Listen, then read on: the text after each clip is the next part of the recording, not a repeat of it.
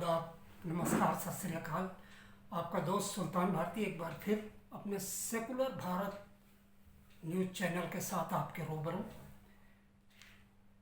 तालिबान आजकल ये मुद्दा चाहे सोशल मीडिया से देख लें और प्रिंट मीडिया तक, इलेक्ट्रॉनिक मीडिया, सारे के सारे इसी चर्चा में डूबे हुए हैं।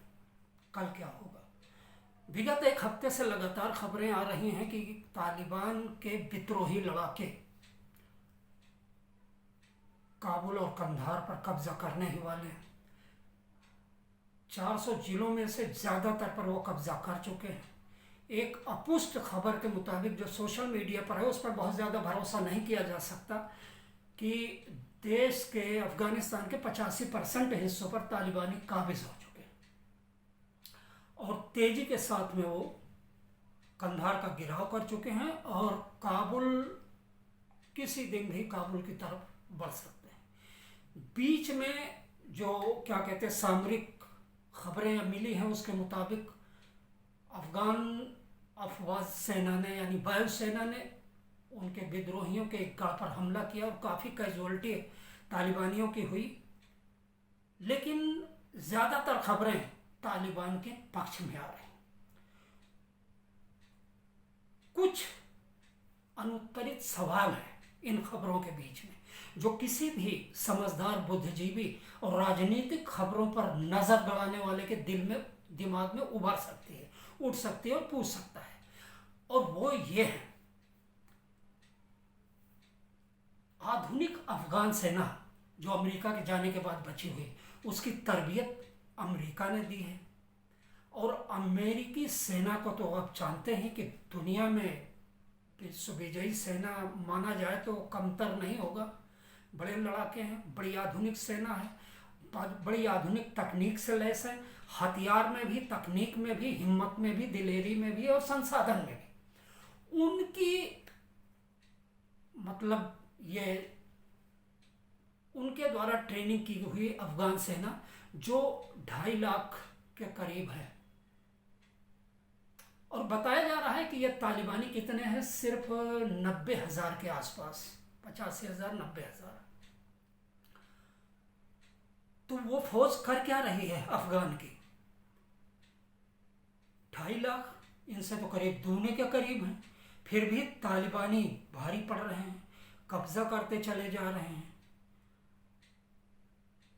ये चीज़ समझ से बाहर है। दूसरी चीज़ देखिए, जंग के मामले में जब कोई विद्रोही गुट तख्ता पलटने की कोशिश करता है देश में और एक लोकप्रिय सरकार को गिराता है तो उसके लिए बहुत ज़रूरी है कि विद्रोही गुट के पास में पब्लिक का मोरल सपोर्ट हो।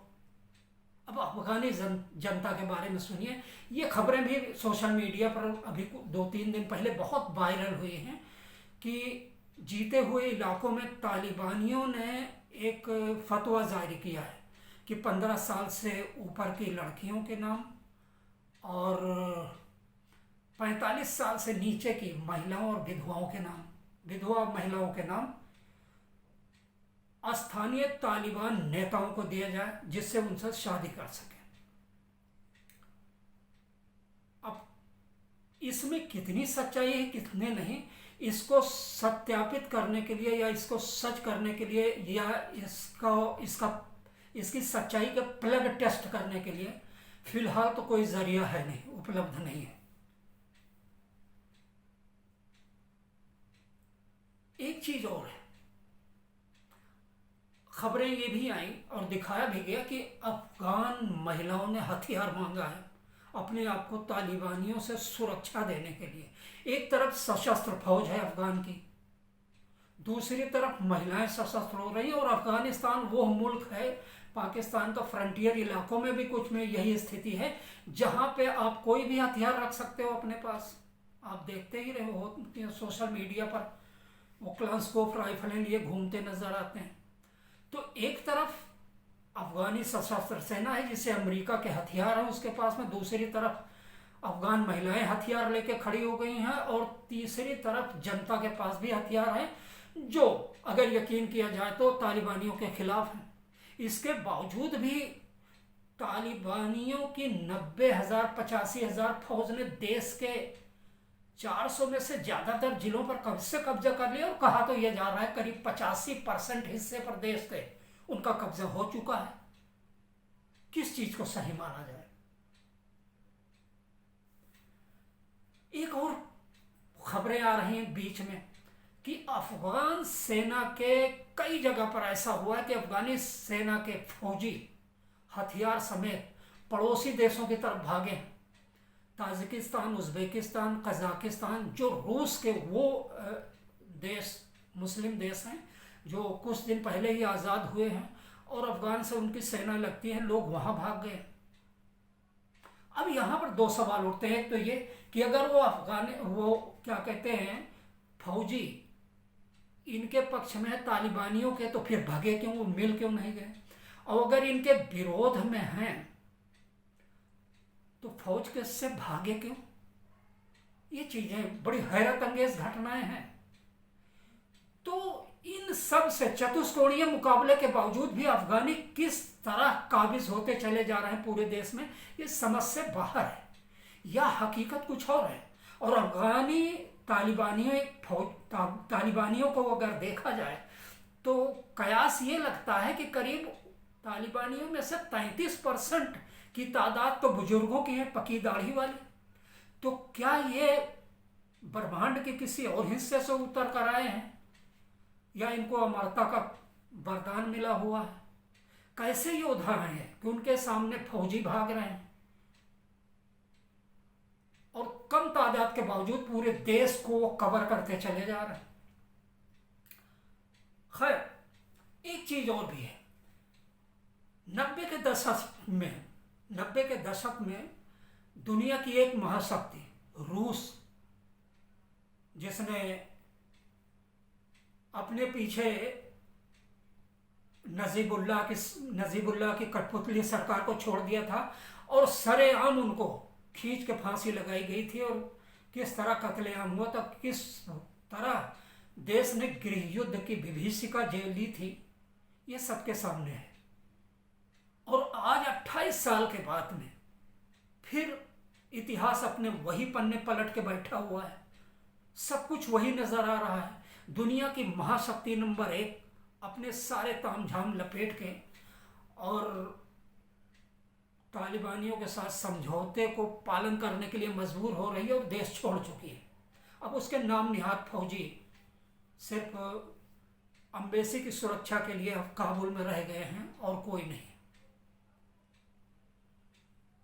ये क्या उनका भागना एक सोची समझी साजिश के तहत है? क्या समझौते हुए हैं अफगानिस्तान में उनके लिए, या 20,000 सैनिक खोने के बाद में उनके सामने भागने के अलावा कोई चारा नहीं था? आज ये सवाल तो है ही कि गृह युद्ध के मुहाने पर खड़े अफगानिस्तान का होगा क्या। लेकिन एक और बड़ी समस्या है जो चिंता के लिए हमारी चिंता का विषय है, हमारे देश की चिंता के विषय है। वो तो हमेशा से ब्रिटिश काल से ये इतिहास रहा है कि जब ब्रिटिश हुकूमत, जिसके बारे में कहा जाता है कि उनका सूरज ही कहीं नहीं डूबता था, वो भी अफगानिस्तान पर हुकूमत नहीं कर पाए थे। जिस वक्त उन्होंने दोस्त मोहम्मद को हटाया था, उसके लड़के अकबर खान ने, ये इतिहास है कि सत्ता पलट कर दिया था। और जब हिंदुस्तान से 16,000 अंग्रेज पहुंचे थे वहां लड़ाई करने के लिए, तो उसमें एक आदमी जिंदा दिल्ली पहुंचा था, ब्राइडन नाम का फौजी। ये इतिहास है, उन पर काबिज नहीं पहुंचे। लेकिन मेरा उससे भी मतलब नहीं, अफगान से अफगान लड़ रहा है और कम तादाद वाले बड़े तादाद वाले को परास्त कर रहे हैं। तो सच क्या है? ये बड़ा घुमाने वाला चीज है। सच किसी के सामने नहीं है, और सच सामने आए इसका कोई रास्ता नहीं नजर आया। लेकिन सबसे बड़ी चिंता की बात यह है कि हिंदुस्तान ने अफगानिस्तान की बेहतरी के लिए, तरक्की के लिए, उनका स्ट्रक्चर मजबूत करने के लिए सैकड़ों परियोजनाएं चलाई कि संबंध भी मजबूत हो और देश भी मजबूत हो, वहां की आर्थिक स्थिति सुधरे, शांति रहे, सुरक्षा हो और दोनों के ताल्लुकात अच्छे हों। लेकिन वो सब खटाई में पड़ता नजर आ रहा है। अब तालिबानी आने के बाद क्या करेंगे? उनसे बहुत ज़्यादा अक्ल की उम्मीद तो नहीं की जा सकती कि वो हिंदुस्तान से कहेंगे, इसकी उम्मीदें कम ही हैं कि वो कहें कि नहीं ये हमारे भले के लिए है तो आइए वो चलाते रहें। लेकिन हम चाहते हैं कि जैसे तमाम दुनिया उनसे बातचीत कर रही है, हमें आखिरी कोशिश करनी चाहिए कि शायद हो सकता है कि बात बन जाए। लेकिन अगर उम्मीद कहीं से धूमिल होती है तो तालिबान की तरफ से कम और बगल बैठे पाकिस्तान की वजह से ये तस्वीर और उम्मीदें करीब करीब धूमिल लगती हैं कि ये शायद अफगानिस्तान में तालिबानियों के साथ हिंदुस्तान की बातचीत को होने नहीं देंगे। इनका इतिहास रहा है हमेशा पीठ में छुरी भोंकने की, इनका इतिहास रहा है छुप के घात लगाने की। सामने 3 बार पिट चुके हैं तो चौथी बार युद्ध तो नहीं करेंगे, लेकिन कूटनीति, छल प्रपंच, उससे बाज आएगा पाकिस्तान ऐसा लगता भी नहीं है। तो आखिरकार मैं तो यही कहूँगा कि हिंदुस्तान की सरकार को बहुत सोच समझकर और बातचीत का कोई रास्ता निकाला जाए जिससे कम से कम हमारा अरबों डॉलर डूबे ना। ये परियोजनाएं जो एक कमज़ोर होते, बर्बाद होते, तबाह होते मुल्क की बेहतरी के लिए शुरू की गई थी, उनका पैसा, उनकी उम्मीदें, उनका भविष्य न डूबे और बात किसी तरह बन जाए। वरना अगर ये बातचीत फेल हुई तो शायद कूटनीतिक, सामरिक और व्यापारिक स्तर पर इस भारतीय उपमहाद्वीप में बहुत कुछ तस्वीर बदल जाएगी। यही नहीं, शायद इसके बाद अफगानिस्तान को एक बार फिर गुफा युग में जाने से कोई ताकत रोक नहीं सकती। जय हिंद, जय भारत। अगर आप मेरी बात से सहमत हैं तो सब्सक्राइब ज़रूर करना सेकुलर भारत यूट्यूब चैनल को। खुदा हाफिज़।